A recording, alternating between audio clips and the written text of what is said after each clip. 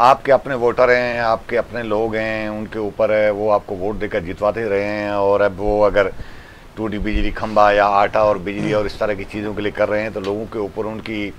शरीयत, पाकिस्तानी शरीयत, आज़ाद कश्मीर की शरीयत मशकूक बनाना और इस तरह के गैर जिम्मेदार बयान देना, वैसे भी इंसान के अंदर रद्द-ए-अमल पैदा होता है। अलमी हमारा ये असल में कफील साहब के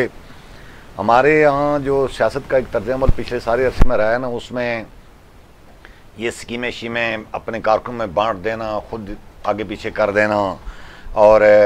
ज़कात फ़ंड आगे पीछे कर देना, बांट देना, सारा ये एक तर्ज-ए-अमल हमारी सियासी क़यादत है, सियासी लीडरशिप का, सियासी कारकुनों में क्या एक ग्रोह है जिन्होंने ये। तो वो जब ज़ाहिर है आप इस सिलसिले के अंदर आ जाएंगे तो फिर अपनी तरह शायद हर आदमी को इस तरह ही समझेंगे कि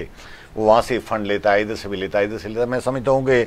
ये इस तरह का तर्ज-ए-अमल जो इन्होंने अपनाया है, इसके रद्द-ए-अमल में बहुत ज़्यादा वहाँ हुआ है और डोंगी से एक बड़ा इस्तकबाल हुआ। हालांकि कोर कमेटी के सारे मेंबरान वहाँ नहीं थे, शौकत नवाज़ मीर और कुछ लोग थे, लेकिन मैं उसका वीडियो क्लिप देख रहा था कि बहुत बड़ी तादाद में है। और अब ज़ाहिर है, देखें ना, पीपल्स पार्टी के सदर की हैसियत से उन्होंने जो किया है, कल जिम्मेदारी उनकी बनेगी कि वो अपने हल्के से अवामी एक्शन कमेटी की हमायत में निकलने वाले जुलूसों को रोकने की कोशिश करेंगे। तो उसका क्या माहौल पैदा होगा? क्या चौधरी यासीन साहब